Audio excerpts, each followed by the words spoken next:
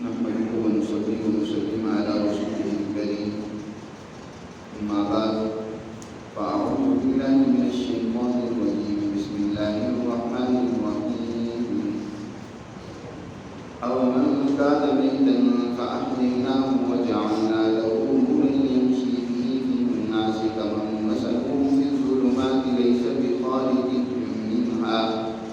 كذلك زين للكافرين ما كانوا يعملون وكذلك جعلنا في كل قرية أكابر مجرميها ليمكروا فيها وما يمكرون إلا بأنفسهم وما يشعرون وإذا جاءتهم آية قالوا لن نؤمن حتى نؤتى مثل ما أوتي رسل الله أعلم حيث يجعل رسالته سيصيب الذين أجرموا صواب عند الله وعذاب شديد بما كانوا يمكرون ومن يرد الله أن يهديه يشرح صدره للإسلام ومن يرد أن يضله يجعل صدره ضيقا حرجا كأنما يصعد في السماء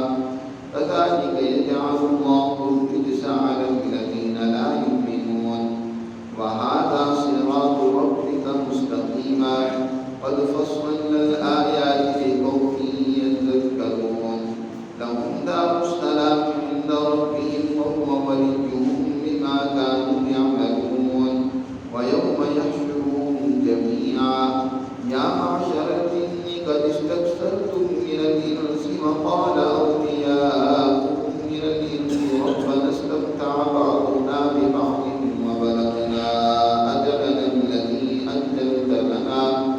قال النار مثواكم خالدين فيها إلا ما شاء الله إن ربك حكيم عليم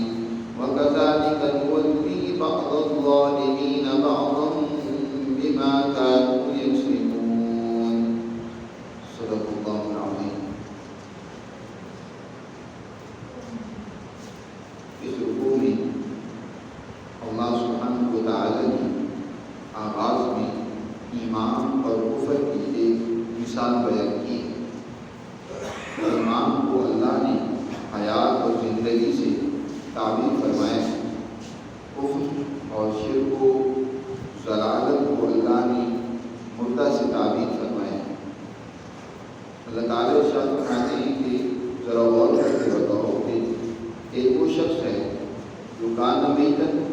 پہلے مردہ تھا، یعنی ایمان کی روشنی سے معلوم تھا، فأحییناہ اور پھر ہم نے اس کو ایمان کی توفیق دی اور اس طریقے سے اس کو حیات عطا کی، زندگی عطا کی. وجعلنا لہ نورا یمشی بہ فی الناس اور ہم نے اس کو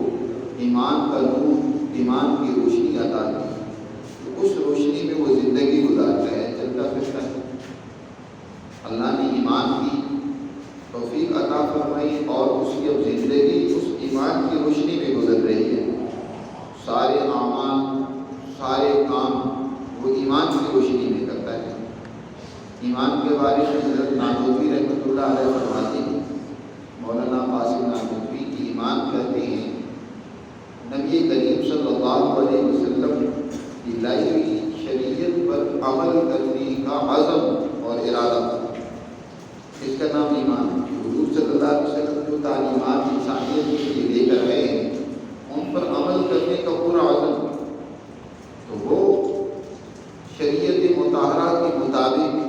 زندگی گزار رہا ہے. یمشی بہ فی الناس، ایک یہ انسان ہے، ایک اس کے مقابلے میں وہ ہے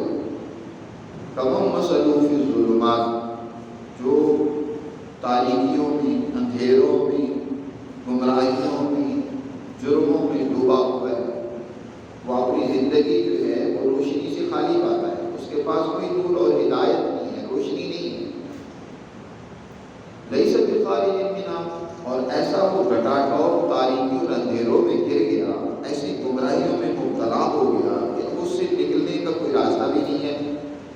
یعنی اس نے اپنی صلاحیت نہیں خیر کو قبول کرنے کی بالکل ضائع اور برباد کر لی ہے. ظاہر ہے ایک یہ انسان ہے جو کوئی روشنی نہیں رکھتا، اندھیرے میں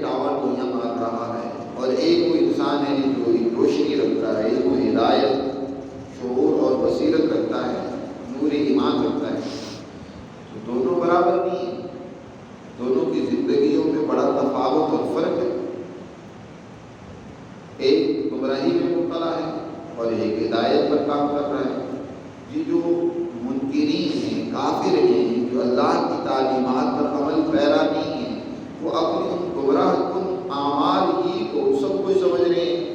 کیونکہ کوئی روشنی تو نہیں، اس روشنی کے نتیجے میں انہیں سمجھ آئے کہ یہ جو کام ہم کر رہے ہیں اس کا کیا نتیجہ ہے،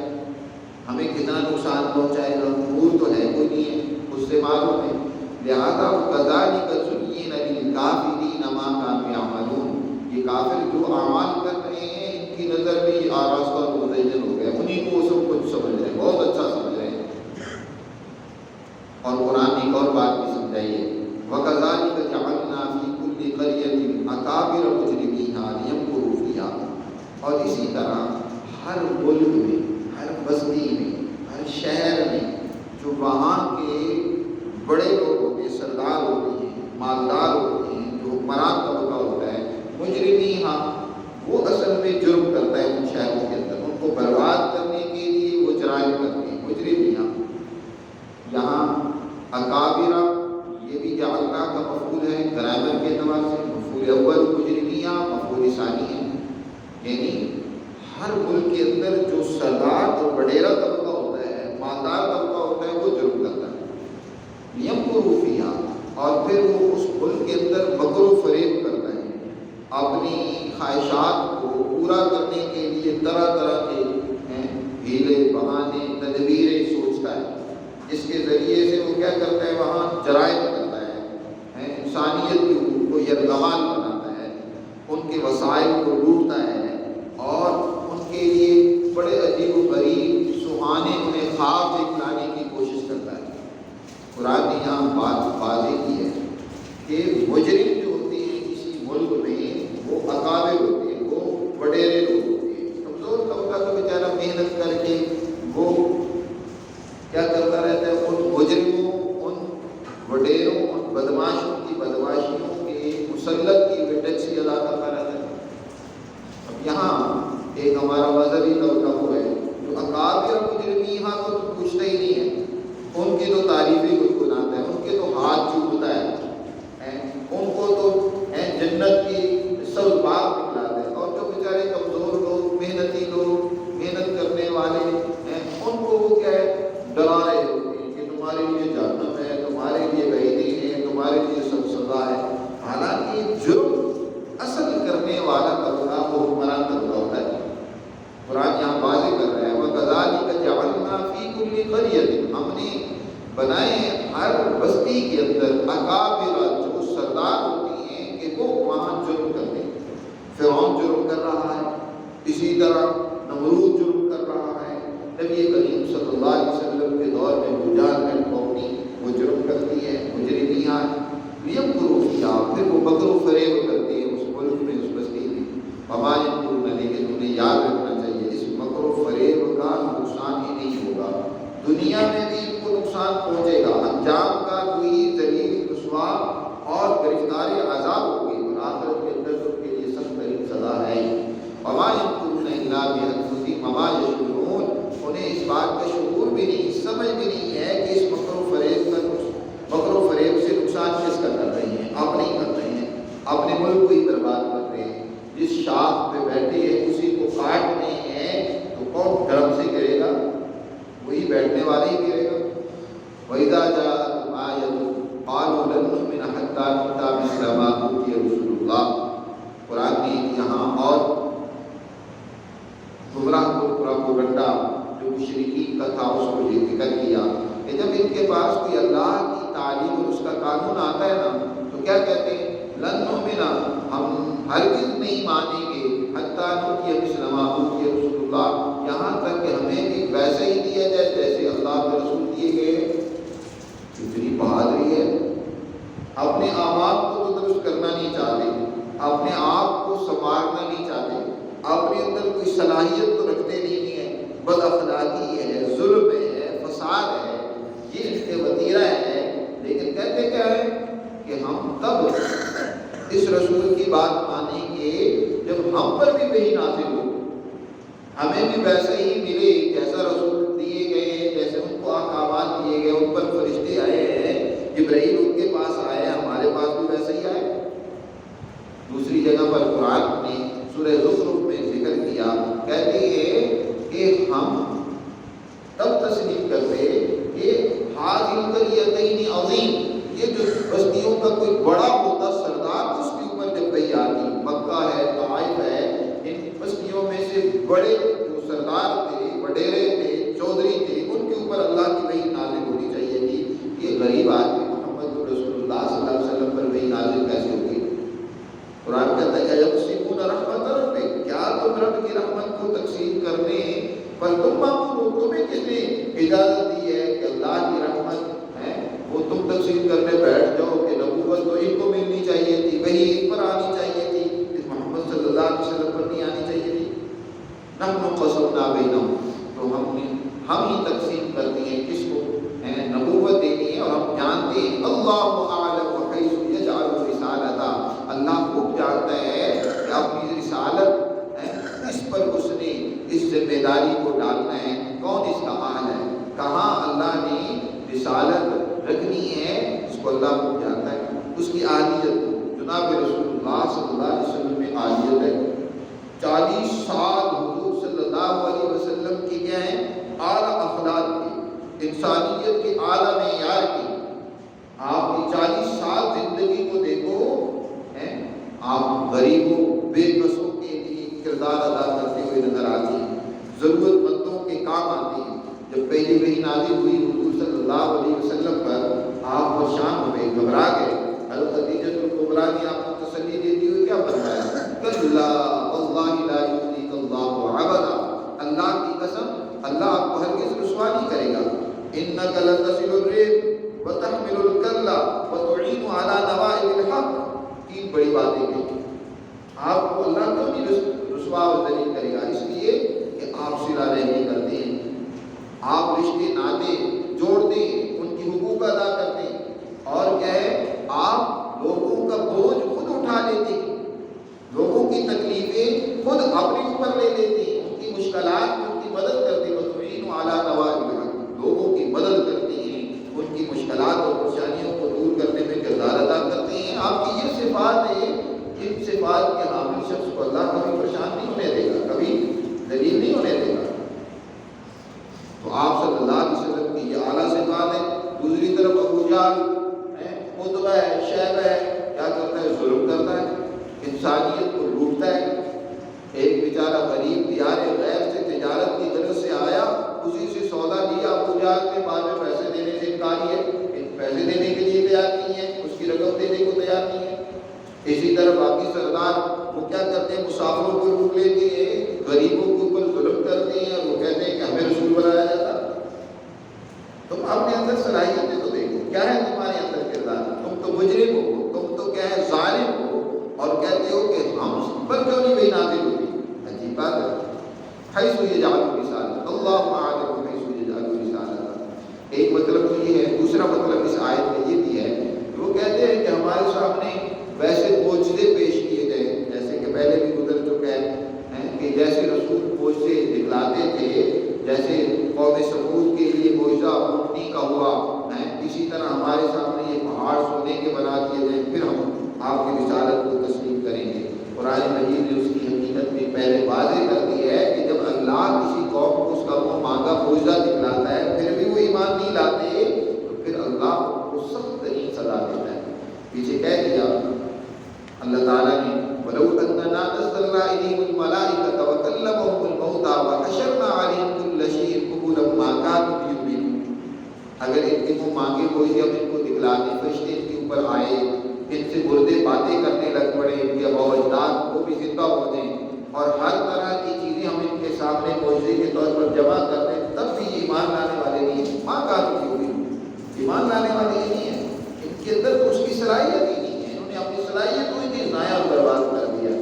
جس کا ہاتھ شل ہو چکا ہے، مفلوج ہو چکا ہے، اور وہ دعویٰ کرے کہ میں اس ہاتھ سے یہ دیوار توڑ دوں گا، ایسا ہو ہی نہیں سکتا، اس میں تو حرکت ہی نہیں ہے۔ اب انہوں نے اپنی صلاحیتوں کی ضائع کر دی ہے، لہٰذا ان سے ایمان کی توقع نہیں ہے۔ سَيُصِيبُ الَّذِينَ أَجْرَمُوا صَغَارٌ، یہ تو مجرم لوگ ہیں، اور یقیناً جو لوگ مجرم ہیں ان کو اللہ کی طرف سے ذلت اٹھانی پڑے گی۔ صغار عند اللہ، اللہ کی طرف سے وہ ذلیل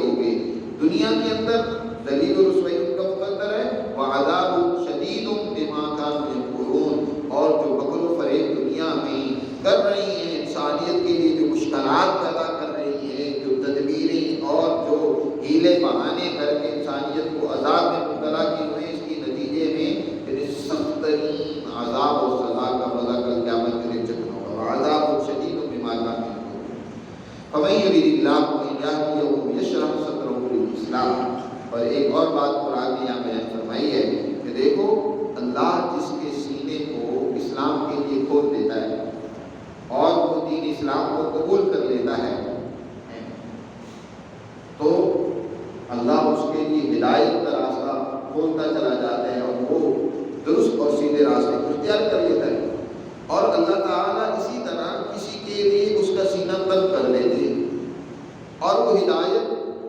کو قبول کرنا اپنے لیے ایسے ہی مشکل سمجھتا ہے جیسے کہ ایک آدمی جس کو پہلے ہی دما کی شکایت ہو، اس کا سانس پھولتا ہو، عام حالت میں بھی وہ چل نہ سکتا ہو، پھر اس کو کہا جائے کہ بھائی بلندی پر چڑھو،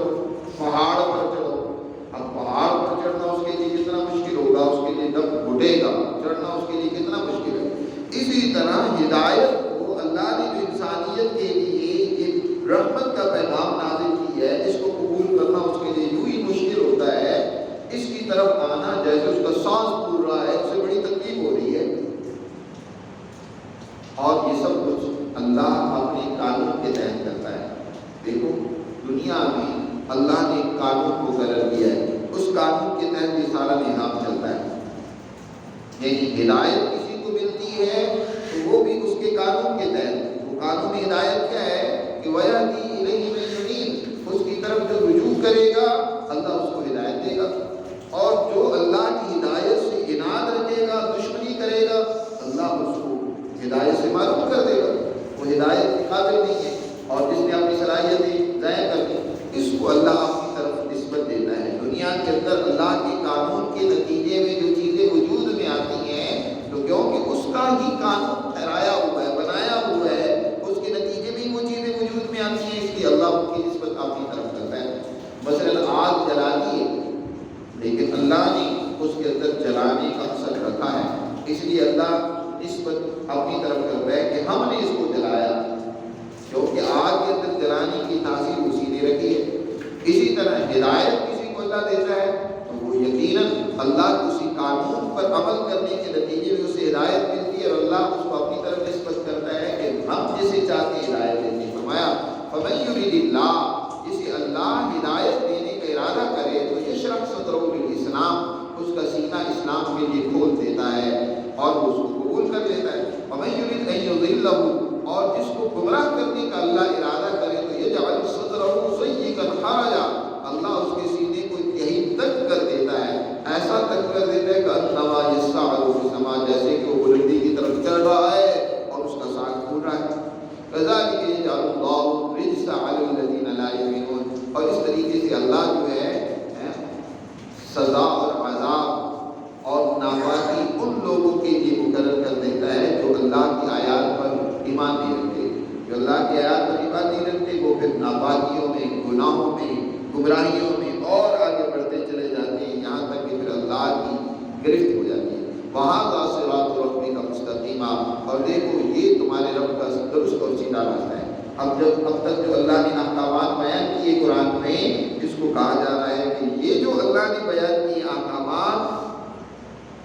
اللہ نے حلال و حرام کے حوالے سے تفصیلات بیان کی، اسی طرح اپنی توحید اور وحدانیت کے حوالے سے جو احکامات بیان کیے کی طرف اشارہ کرتے فرمایا یہی تمہارے رب کا سیدھا اور درست راستہ ہے۔ قد فصلنا الآیات لقوم یذکرون، اور ہم کھول کر بیان کر دیتے ہیں آیات ایسی قوم کے لیے جو نصیحت حاصل کرنا چاہتی ہے، اور ایسے لوگوں کے لیے جو نصیحت حاصل کرتے ہیں ان کے لیے لہم دار السلام عند ربہم، سلامتی کا گھر ہے ان کے رب کے ہاں۔ آخرت میں اللہ نے ان کے لیے بڑی نعمتیں تیار کر رکھی ہیں، دنیا میں ان کے لیے کامیابی ہے۔ وَهُوَ وَلِيُّهُم بِمَا كَانُوا يَعْمَلُونَ، اور وہ اللہ ہی ان کا ولی اور دوست ہے ان کی ان اعمال کی وجہ سے جو وہ کر رہے ہیں، ان اچھے اعمال کی وجہ سے اللہ ان کی تائید و نصرت کرتے ہیں۔ اور فرمایا دنیا میں بھی اللہ ان کو سلامتی کا گھر دے گا، اور وَيَوْمَ يَحْشُرُهُمْ جَمِيعًا،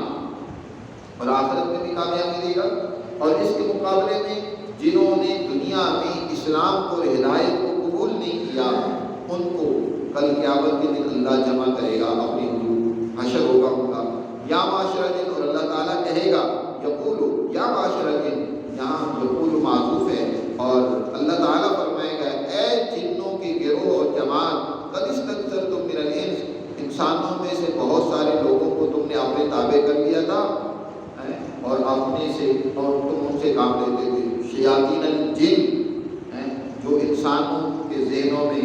غلط خیالات اور وسوسے مکر و فریب ان کے ذہنوں میں ڈالتی ہیں، جس کے نتیجے میں وہ دنیا میں خرابیاں پیدا کرتے ہیں۔ تو جنوں اور انسانوں دونوں کو جمع کرے گا، تو جنوں سے پہلے خطاب کر کے کہے گا کہ تم نے دنیا میں بہت سارے انسانوں کو گمراہ کیا، اپنے تابع کر دیا۔ وقال اولیاء من الانس، اور وہ انسانوں کا گروہ جو دنیا میں ان کے پیچھے چل کر انسانیت کے لیے مشکلات پیدا کرتا تھا، وہ کہے گا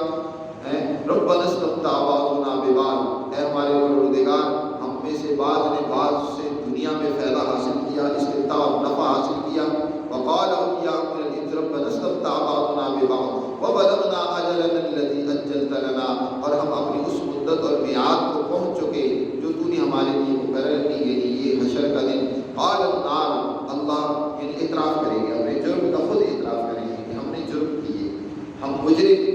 ہم شیطانی اغوا میں آ گئے اور اس طریقے سے گمراہی پھیلاتے رہے۔ اللہ فرمائے گا تم سب کا ٹھکانہ جہنم ہے، خالدین فیہا، اور اسی میں ہمیشہ رہو گے، الا ماشاء اللہ، مگر جس کو اللہ چاہے گا، جتنا اس کا جرم ہوگا اسے نجات اور چھٹکارا بھی دے گا۔ ان ربک حکیم علیم، بے شک تمہارا رب انتہائی حکمت و دانائی والا ہے اور علم و بصیرت رکھنے والا ہے۔ وَكَذَلِكَ نُوَلِّي بَعْضَ الظَّالِمِينَ بَعْضًا بِمَا كَانُوا يَكْسِبُونَ، اور اسی طرح ہم بعض ظالموں کو بعض کے اوپر مسلط کر دیتے ہیں، یا بعض ظالموں کو بعض کا والی اور دوست بنا دیتے ہیں۔ دنیا میں ایک جرم والا دوسرے جرم والے کا کیا ہوتا ہے؟ دوست ہوتا ہے۔ جیسے سورہ کبوت میں اللہ تعالیٰ نے ارشاد فرمایا اتخذتم اوثانا مودۃ بینکم فی الحیات الدنیا، دنیا کی زندگی میں تم نے ان شرک کو، ان گمراہیوں کو، ان اعمال کو آپس میں محبت کا ذریعہ بنا رکھا تھا۔ آج بھی آپ نے دیکھا جو مجرم لوگ ہوتے ہیں، ظالم فسادی حکمران ہوتے ہیں، وہ ایک دوسرے کی سپورٹ بھی کر رہے ہوتے ہیں، کیونکہ انہیں ڈر ہوتا ہے کہ اگر ہم پکڑے گئے تو یہ ہمارے لیے بھی مصیبت کھڑی ہوتی ہے۔ وہ ایک دوسرے کی کیا ہوتے ہیں؟ سپورٹر، اور ایک دوسرے کی مددگار بن جاتے ہیں۔ تو دنیا کی زندگی میں ایک دوسرے کی مدد کرتے رہے، لیکن اپنی ان کرتوتوں کی وجہ سے، ان اپنے اعمال کی وجہ سے، لیکن کل قیامت کے دن ایک دوسرے کے مددگار نہیں ہوں گے، بلکہ ایک دوسرے سے بیزاری کا اعلان کریں گے۔ اس طرح دنیا میں ہم بعض ظالموں کو بعض ظالموں کا والی بناتے ہیں، بما كانوا يكسبون، بسبب اس کے جو وہ کسب کرتے ہیں۔ تو اس طریقے سے اس رکوع میں اللہ نے